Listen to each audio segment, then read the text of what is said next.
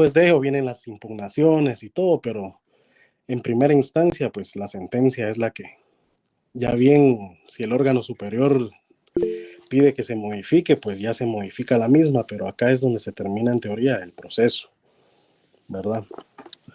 Y como les decía, que vienen los incidentes, también que esto está en el artículo 362 del Código de Trabajo. Los incidentes que por su naturaleza no pueden o deban resolverse previamente se decidirán en sentencia. En todo caso, se oirá por 24 horas a la otra parte, salvo que el incidente se proponga y deba resolverse en la misma audiencia. Los incidentes en el Código de Trabajo que se tramitan según la ley del organismo judicial está en el artículo 63, literal I. Hay un incidente que se llama incidente de desocupación del trabajador de vivienda. Autorización para terminación de contrato de trabajo cuando éste esté emplazado. En la mayoría de casos esto va a ser en las entidades públicas, ¿verdad? Cuando existen emplazamientos hacia las instituciones del Estado, en las cuales deberán de pedir al juez, ¿verdad?, autorización para despedir de forma justa al trabajador, ¿verdad? O sea que la vía incidental es aparte de la ordinaria, ¿verdad? Los incidentes, por ejemplo, un incidente post-mortem, que es cuando fallece el trabajador y a quién le corresponde pelear esos derechos que le asistían al trabajador, pues a la esposa, a los hijos. Todo eso es la vía incidental. Incidentes de reinstalación, cuando somos despedidos de forma injustificada, ¿verdad? A todo eso se refiere lo que es la vía incidental. ¿Cuáles son las clases de sentencia? Está la sentencia por rebeldía. Esta se dicta como consecuencia de la incomparecencia del demandado en juicio oral. Lo que hemos venido hablando, ¿verdad?, en los cursos, cuando son las actitudes que toma la parte demandada de no comparecer, entonces se dicta la sentencia, ¿verdad? La sentencia por confesión ficta, como consecuencia de la incomparecencia del demandado a juicio oral para prestar confesión judicial. Es decir, se tiene por bien todo lo que se le iba a preguntar, pues se tiene como que sí, ¿verdad? Como que él compareció y pues se allanó. La sentencia por contestación en sentido afirmativo de la demanda. Esta se dicta como consecuencia de que el demandado acepta como ciertas las pretensiones del actor en la primera audiencia. Y está la sentencia común o definitiva, que es la que decide la cuestión principal que se ventila en el juicio oral. ¿Cuáles son las formas de dictar la sentencia? Esto está en el artículo 364 del Código de Trabajo. ¿Alguien tiene ahí su código de trabajo que me pueda dar lectura al artículo 364? Disculpe, buenas noches. Una pregunta. Usted había dicho anteriormente un artículo literal I, dijo. ¿Me podría repetir ese artículo? Sí, con mucho gusto. Gracias. Artículo 63, pero esto es de la LOJ. Artículo 63 de la LOJ, literal I. Muchas gracias. Todos los incidentes, ¿oyeron? Ok, muchas gracias. Y me preguntaban ahí cuál era la tercera que había dicho, que es la sentencia por contestación en sentido afirmativo de la demanda. Sentencia por contestación en sentido afirmativo de la demanda es cuando se allana, ¿verdad?, la parte demandada y acepta pues todos los reclamos de la parte trabajadora. La segunda, Lick, disculpe, ¿cuál dijo? Es la sentencia por confesión ficta.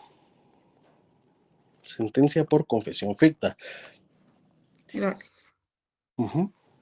Esta se dicta como consecuencia de la incomparecencia del demandado a juicio oral para prestar confesión judicial. ¿Oyeron? Y les estaba pidiendo que me apoyaran con el artículo 364 del Código de Trabajo. Sí, licenciado. ¿Lo voy a leer? Muchas gracias. Artículo 364, reformado por el artículo 21 del Decreto 18/2001 del Congreso de la República. Las sentencias se dictarán en forma clara y precisa, haciéndose en ellas las declaraciones que procedan y sean congruentes con la demanda, condenando o absolviendo total o parcialmente al demandado y decidiendo todos los puntos litigiosos que hayan sido objeto de debate. Perfecto. Cuando lo actuado en un juicio se desprenda que se ha cometido alguna infracción sancionada por las leyes de trabajo y prevención social o por las leyes comunes, el juez, al dictar sentencia, mandará que se certifique lo conducente y que la certificación se remita al tribunal que deba juzgarla. Derogado el tercer párrafo por los expedientes acumulados de la Corte de Constitucionalidad número 898-2001 y 1014-2001. Perfecto. Contenido de la sentencia. ¿Alguien puede leerme el artículo 147 de la ley del organismo judicial? Contenido de la sentencia. ¿Qué artículo dijo, licenciado? Perdón. 147 de la LOJ. Dice redacción. La sentencia se redacta expresando a. Nombre completo, razón social o denominación y domicilio de los litigantes, en su caso, de las personas que lo hubieran representado y el nombre de los abogados de cada parte. B. Clase y tipo de proceso y el objeto sobre el que versó en relación a los hechos. C. Se consignará en párrafos separados resúmenes sobre el memorial de demanda, su contestación, la reconvención, las excepciones interpuestas y los hechos que se hubieran sujetado a prueba. D. Las consideraciones de derecho que harán mérito del valor de las pruebas rendidas y de las cuales de los hechos sujetos a discusión se estiman probados. Se expondrán asimismo las doctrinas fundamentales de derecho y principios que sean aplicables al caso y se analizan las leyes en que se apoyen los razonamientos que descanse la sentencia. Perfecto.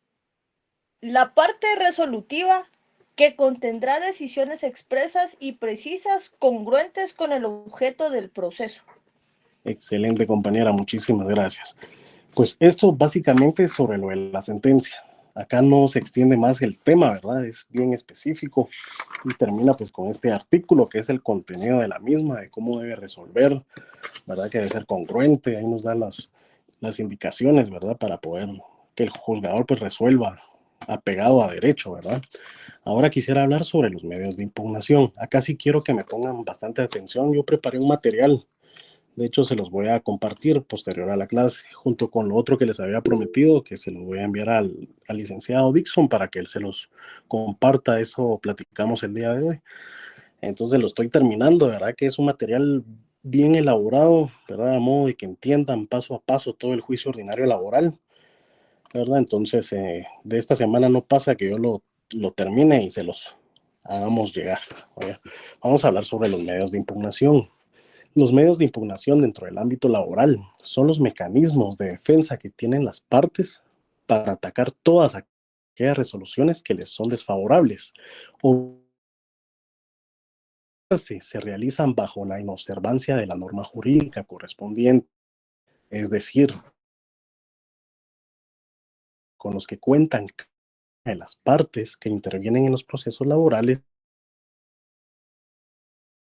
que les son adversas, toda vez de que quien resulta agravado o perjudicado en sus intereses particulares por dicha resolución judicial deberá expresar los agravios que en la misma le conlleva, por lo que resultará necesario solicitar la modificación, revocación o anulación total o parcial de la misma.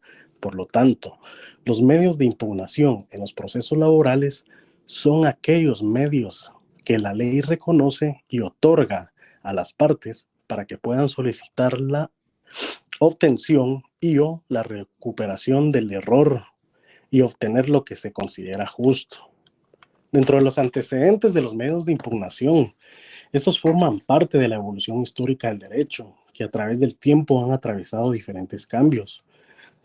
Según Chicas, El concepto de medio de impugnación alude precisamente a la idea de luchar contra una resolución judicial, de combatir jurídicamente su validez o legalidad a la pretensión de resistir su existencia, producción o los efectos de cierta clase de actos jurídicos. Originalmente, el Código de Trabajo se ajusta a la corriente generalizada de limitar los medios de impugnación, tanto en la variedad de ellos como en los casos de procedencia. En 1556 se introdujeron los recursos de revocatoria y nulidad y se abrió la procedencia de recurso de apelación para impugnar las resoluciones donde se decidía el recurso de nulidad. Después, en el año de 1966, se estableció el recurso de casación, motivado por inconstitucionalidad de la ley en que se funda la demanda. Esta apertura a las clases de recursos y a los casos de procedencia ha generado un retardo excesivo y malicioso de los procesos, castigando a los trabajadores. Conforme al desarrollo histórico de los medios de impugnación, los mismos han ido evolucionando y desarrollándose de acuerdo a las necesidades y a la modernización de la legislación vigente, ¿verdad? La naturaleza jurídica. Artículo 12 de la Constitución Política de la República establece que la defensa de la persona y sus derechos son inviolables. Nadie podrá ser condenado ni privado de sus derechos sin haber sido citado, oído y vencido en proceso legal ante un juez o tribunal competente y preestablecido. Ninguna persona puede ser juzgada por tribunales especiales o secretos ni por procedimientos que no estén preestablecidos legalmente. Principio de legalidad, ¿verdad, compañeros? En igual sentido, en cuanto al debido proceso, la Corte de Constitucionalidad da la garantía de derecho de defensa y se refiere concretamente a la posibilidad efectiva que cada persona tiene de realizar todos los actos encaminados a la defensa de su persona o de sus derechos en juicio. Si al aplicar la ley procesal al caso concreto se priva a la persona de la posibilidad de accionar ante jueces competentes y preestablecidos, de defenderse, de ofrecer y aportar prueba, o de presentar alegatos o de usar medios de impugnación contra las resoluciones judiciales, entonces se estará ante una violación de dicho derecho. Anoten esto, esta es la Gaceta número 92, expediente 3383-2008. Este es un abstracto de una resolución que dictó la Corte Constitucional, que pues en su momento se tomó como un fallo conteste, ¿verdad? ¿Qué quiere decir un fallo conteste? Es cuando existen tres fallos en el mismo sentido, ¿verdad? Dictados por la Corte de Constitucionalidad y ya se vuelve pues jurisprudencia, que ya se puede tomar como ley, ¿verdad? Ya podemos hacer esa citación en nuestros memoriales, ¿verdad? Para que vayan más fundamentados, ¿verdad? No solo poner nuestras normas ordinarias, sino también poner nuestra jurisprudencia. Ok, de tal cuenta la naturaleza jurídica de los medios de impugnación en materia laboral se refiere a la protección o garantía del derecho que concede a los trabajadores, para que por medio de un procedimiento pueda someter al conocimiento de otro órgano superior la revisión de una resolución que le perjudica, con la intención de que sea modificada. En ese orden de ideas, la naturaleza jurídica de los medios de impugnación es estrictamente procesal y consiste en la facultad que tienen las partes de poder solicitar la revisión de una resolución judicial, ya que es un derecho que quien lo interpone y cuya finalidad es obtener una ratificación, anulación o modificación de las resoluciones judiciales, y no garantiza el pronunciamiento de una sentencia o auto favorable, sino simplemente la revisión de la resolución impugnada. Es decir, que acá no buscamos nosotros, pues, que haga más que una revisión y que sea impugnada si esta contraviene, pues, todo lo legal, ¿verdad? Y que sea resuelto de forma incongruente. Hablemos sobre la competencia dentro de este mismo ámbito. La competencia para conocer un medio de impugnación puede atribuirse bien al mismo órgano que dictó la resolución que se impugna o bien a un órgano distinto y superior. La competencia fija los límites dentro de los cuales el juez puede ejercer y administrar justicia. Al respecto, el artículo 283 del Código de Trabajo indica que los conflictos relativos a trabajo y previsión social están sometidos a la jurisdicción privativa de los tribunales de trabajo y previsión social, a quienes compete juzgar y ejecutar lo juzgado. Los tribunales de trabajo y previsión social, según el artículo 284 del Código de Trabajo, son a. Los juzgados de trabajo y previsión social. B. Los tribunales de conciliación y arbitraje. C. Las salas de apelaciones de trabajo y previsión social. Ahora vamos a hablar un poquito sobre la clasificación. Licenciado, Sí, cuénteme, compañera. gracias. Con una molestia, ¿podría volver a repetir lo de la Gaceta? Permítame, compañera. Gracias. Gaceta 92, expediente 3383-2008. Gaceta 92, expediente 3383-2008, de fecha 15 de junio del año 2009. Gracias, licenciado. Para servirles. Clasificación de los medios de impugnación. La clasificación de los medios de impugnación se presenta normalmente en la doctrina y en la legislación de otros países. El ordenamiento jurídico guatemalteco hace caso omiso de una clasificación en específico. No obstante, uno les da una regulación especial al normar los diferentes medios de impugnación, pero sin indicar con ello que se les reconozca una categoría o de una u otra forma.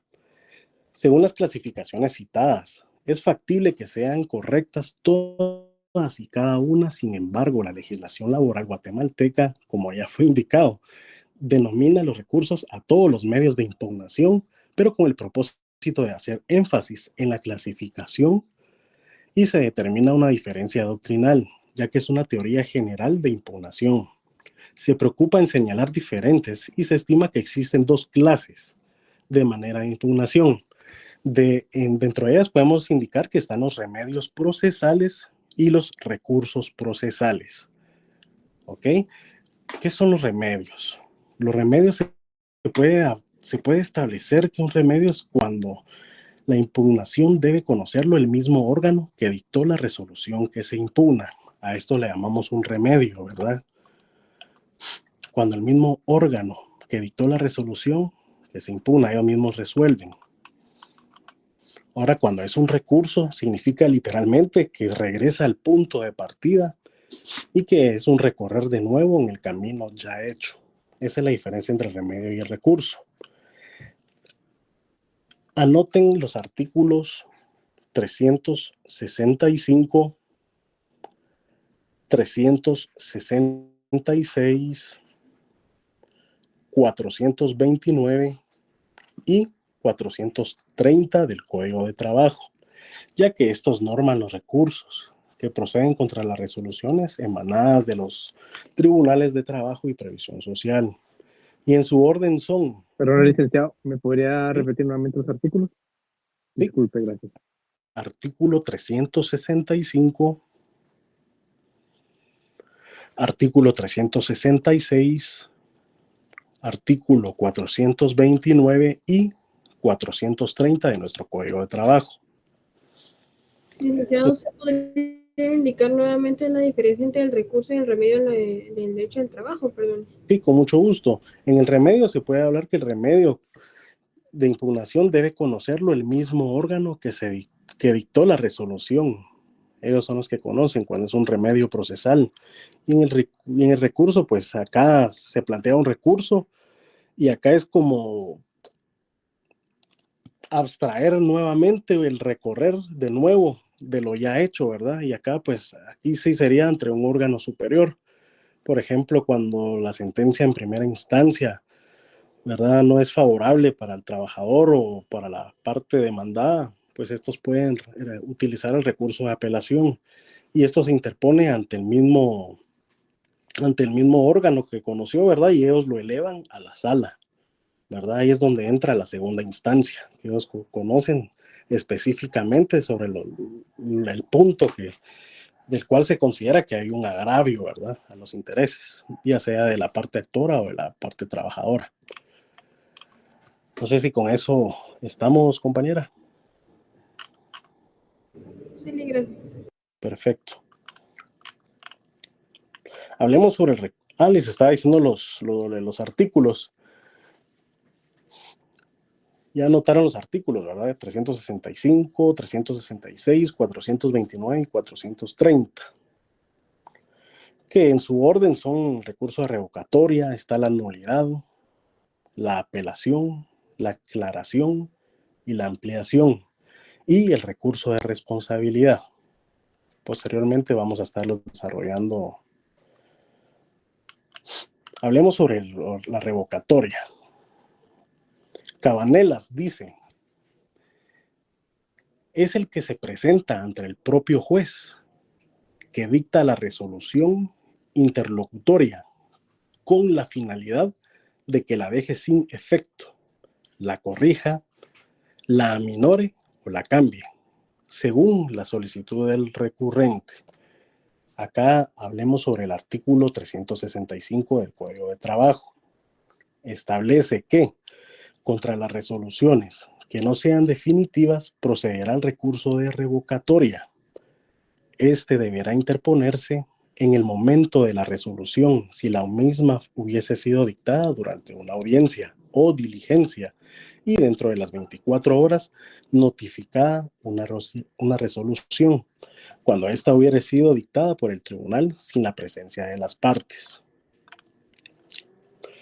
En el artículo indicado no se determina más que la posibilidad de interponer la revocatoria y la oportunidad procesal en que debe de realizarse. Por lo tanto, es necesaria utilizar acá la supletoriedad, ¿verdad? Y para hacerlo supletorio, vamos a utilizar el artículo 599 del Código Procesal Civil y Mercantil. Artículo 599, Código Procesal Civil y Mercantil. Esto con la finalidad de establecer el plazo en que se deberá ser resuelto el planteamiento del recurso. De tal cuenta, se determina que la revocatoria es un remedio procesal, ya que es un medio de impugnación el cual debe conocerlo el mismo órgano que dictó la resolución impugnada. Su objeto es lograr la enmienda y rectificación de una resolución de mero trámite que se encuentre incorrecta o, como ya se indicó, contra la resolución no cabe recurso alguno. Vamos a ver las características especiales del recurso de revocatoria en el procedimiento ordinario laboral. Como primer punto, podemos decir que es un remedio ordinario. Como segundo punto, su objeto es lograr la enmienda o rectificación de una resolución de mero trámite que se encuentre incorrecta. Tercer punto, procede únicamente contra las resoluciones que no sean definitivas. Es decir, acá todavía no ha quedado firme ni una sentencia, sino que dentro del mismo proceso, conforme vaya resolviendo el juez, acá es donde podemos plantear, ¿verdad? Cuando le piden a uno que evacúe una audiencia conferida por el plazo de 48 horas, a veces 24, ¿verdad? Y también puede ser interpuesto en primera instancia, como otro punto, ¿verdad? Como siguiente punto dice que deberá ser resuelto por el mismo tribunal que dictó la resolución que se recurre. La resolución que dicte el tribunal deberá declarar sin lugar el recurso, enmendar o modificar la resolución que se impugna. Es decir, que ellos en ese sentido tendrán que resolver, declararlo sin lugar, ya sea enmendar o modificar la resolución que se está impugnando, ¿verdad? Contra la resolución no cabe recurso alguno. Contra esa resolución no cabe ningún recurso. ¿Ok? Ahora hablemos sobre la nulidad. Recurso de nulidad. Es un medio de impugnación dado a la parte perjudicada para obtener la reparación de un error de procedimiento. El recurso de nulidad no implica, pues, más que una impugnación por haberse cometido una injusticia, sino porque existe un apartamiento de las formas procesales que disminuye o neutraliza las garantías de una de las partes. Artículo 365, compañeros. En este artículo pues, nos habla sobre los distintos recursos. Dice que el recurso de nulidad se interpondrá dentro del tercer día de conocida la infracción, que se presumirá conocida inmediatamente en el caso de que ésta hubiere verificado durante una audiencia y a partir de la notificación en los demás casos. Nuestra legislación generalmente regula el recurso de nulidad como el medio por el cual se puede obtener una invalidez de las resoluciones o procedimientos en que no es procedente el recurso de apelación.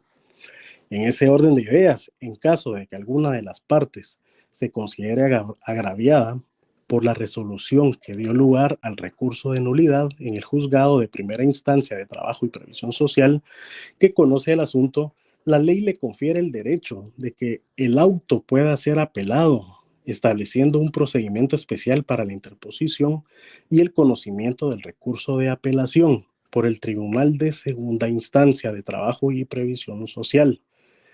Hablando del contexto anterior, la interposición de la apelación de la nulidad debe de producirse dentro del plazo de 24 horas de notificada la resolución. Es decir, al momento que a nosotros nos notifican y nosotros nos damos cuenta que se está violentando un derecho y no es favorable a nuestras pretensiones, en ese mismo momento debemos de interponer el recurso de apelación.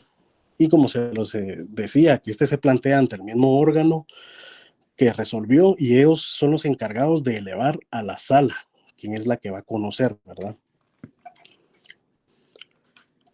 Y acá pues es donde se abre paso para la segunda instancia con este recurso. Características especiales del recurso de nulidad.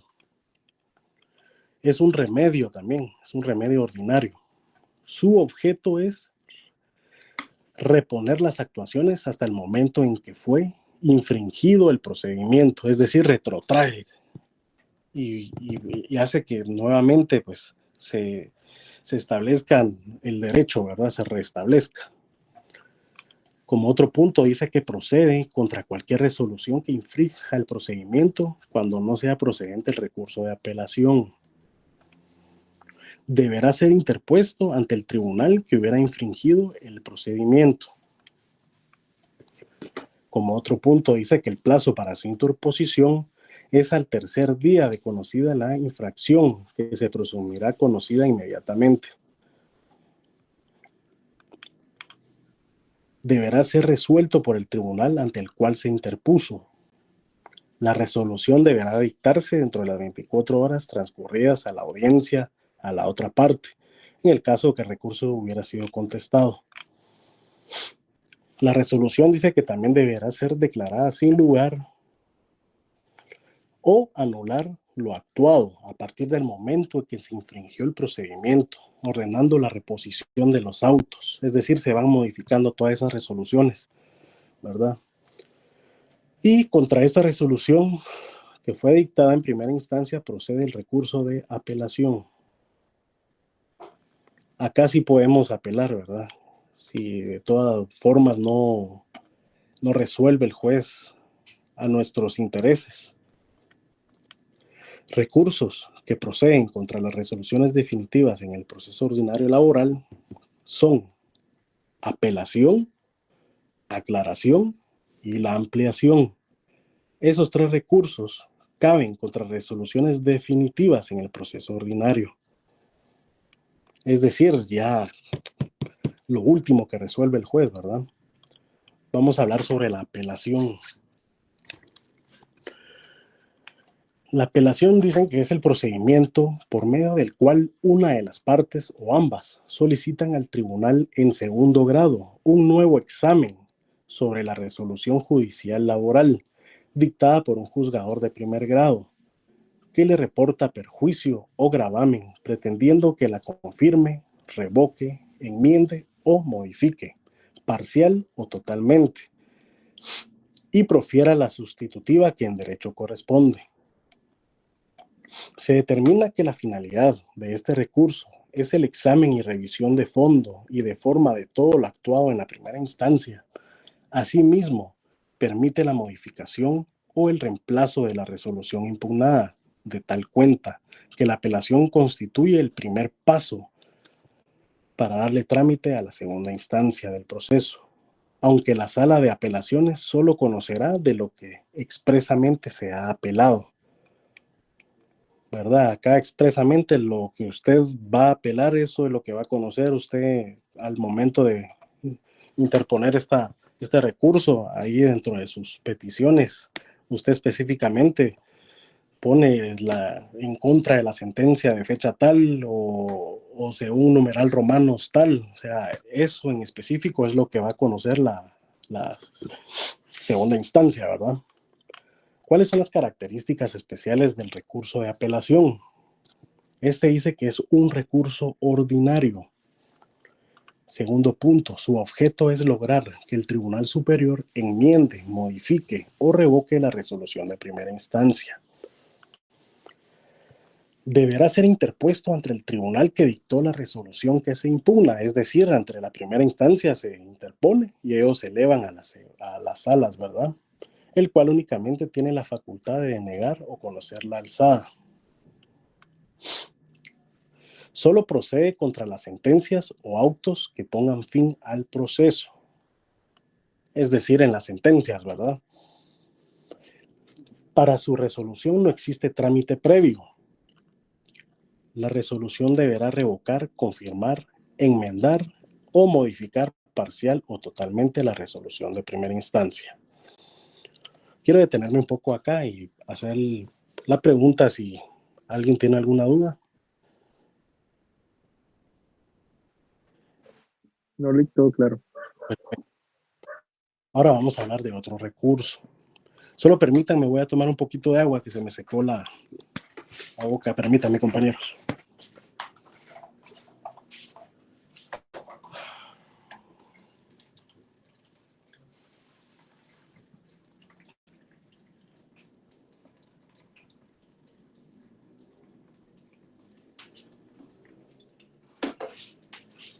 Yo, licenciado.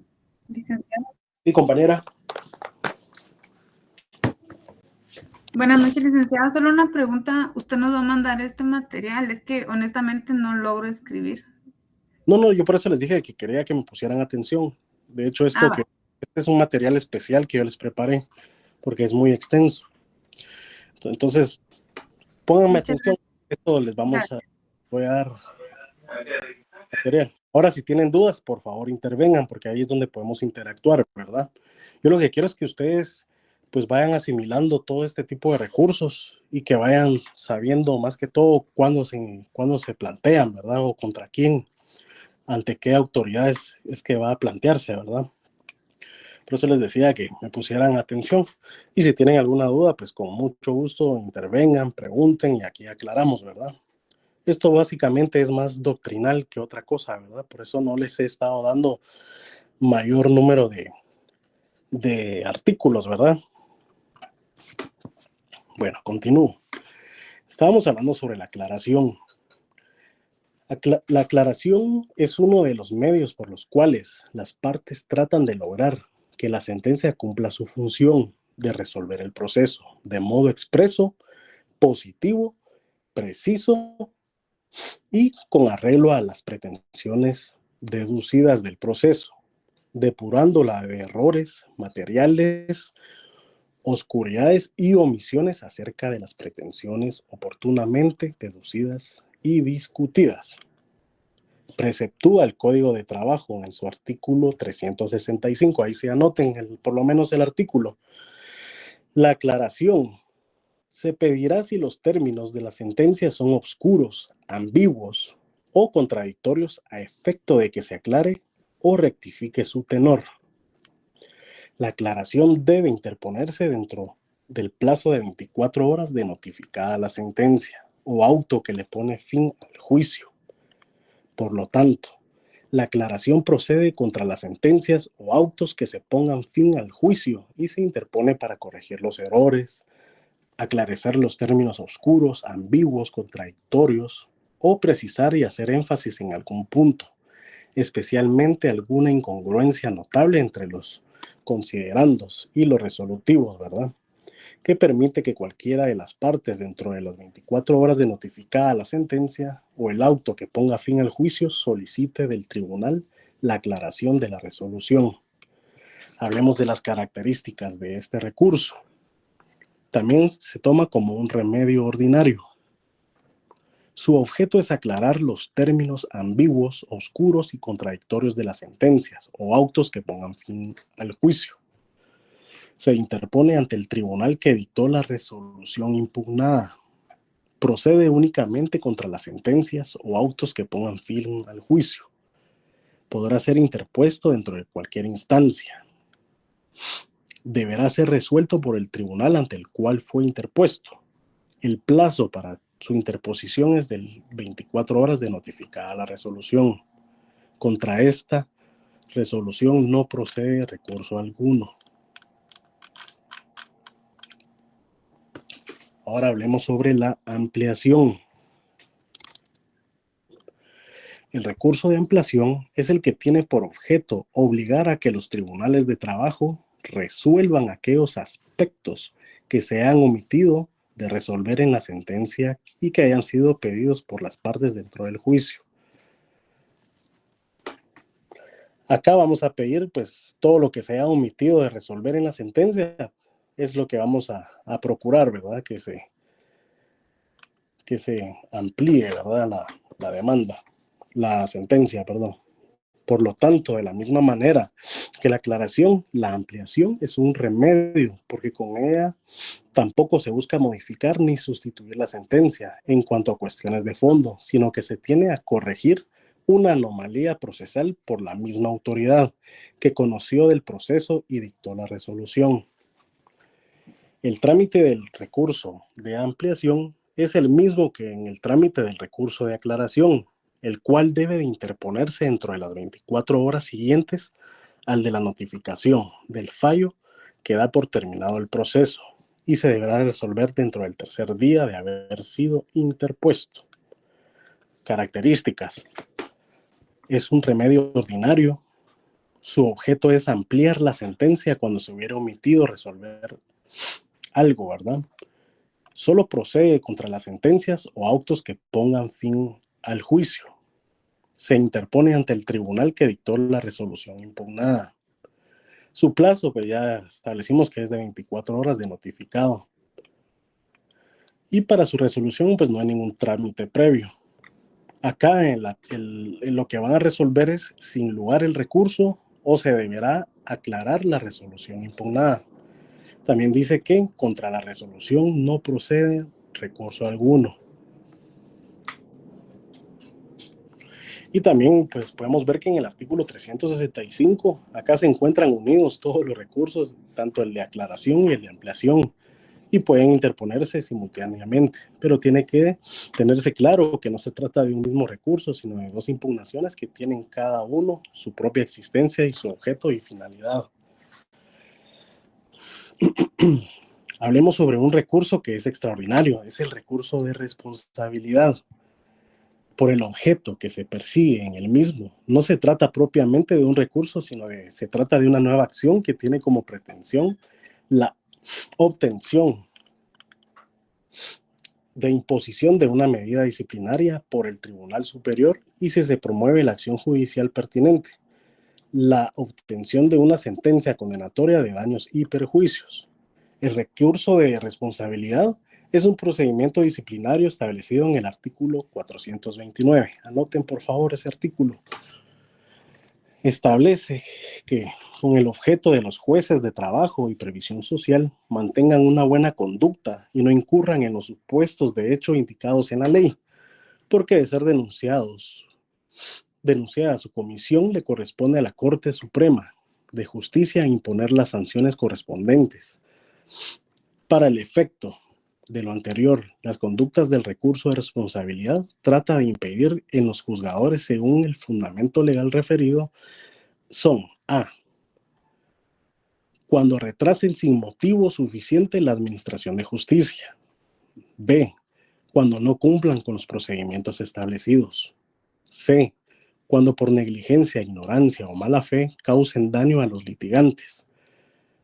D, cuando estando obligados a razonar sus pronunciamientos no lo hicieron, y si lo hicieron deficientemente.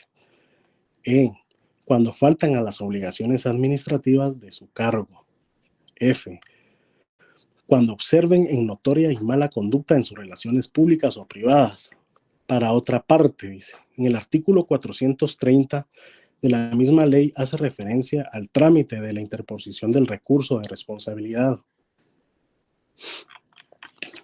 Dentro de las características de este podemos mencionar que es un recurso extraordinario. Este no es propiamente un medio de impugnación a las resoluciones judiciales.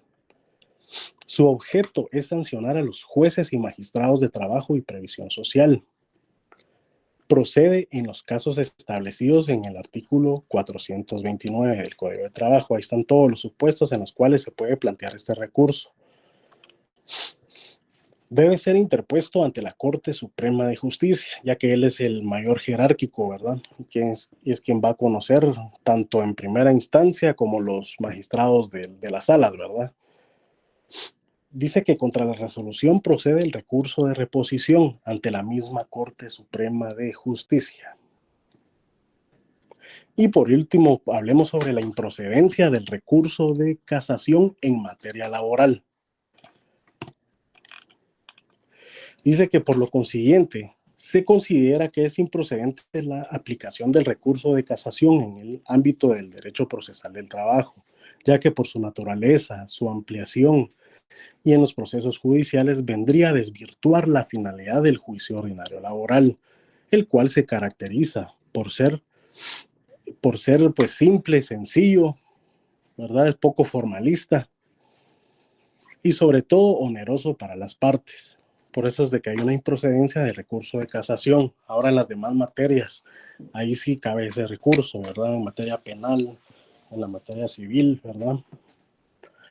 Entonces, esos son todos los recursos de impugnación.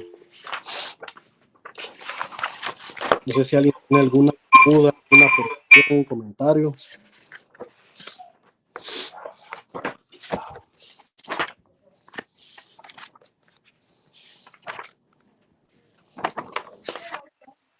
No, Lick. Solo, licenciado, una consulta. En materia de trabajo no existe casación, ¿verdad? No, en materia de trabajo no existe el recurso de casación, solo en penal. Gracias. Civil. Sí, y pues acá termino todo lo que es lo de los recursos, compañeros. Yo creo que ya con esto estamos terminando lo que es el contenido. Y les vuelvo y repito, este material se los voy a compartir, ¿verdad? Para que puedan estudiar. Y de verdad, de corazón deseo que lean de verdad. Tuve la oportunidad de platicar con el catedrático, con el licenciado Dixon Díaz, y pues la verdad, el examen de él no fue de mala fe, no fue un examen difícil.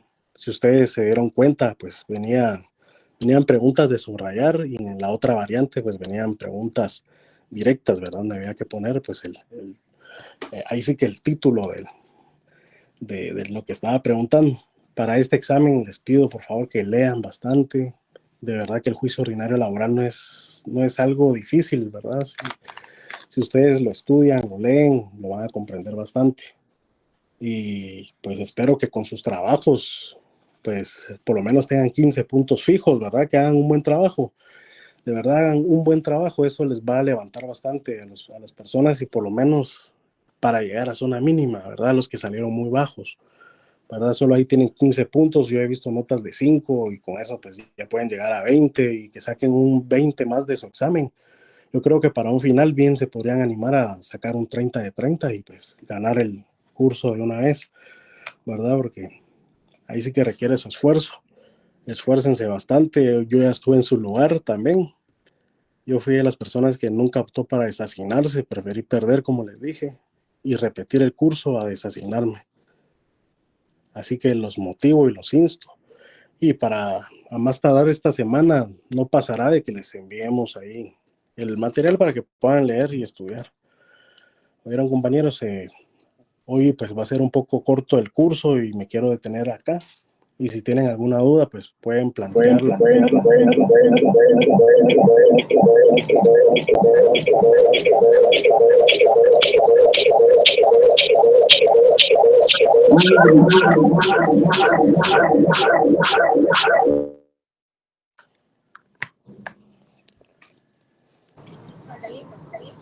Sí, ¿qué tal? Buenas noches.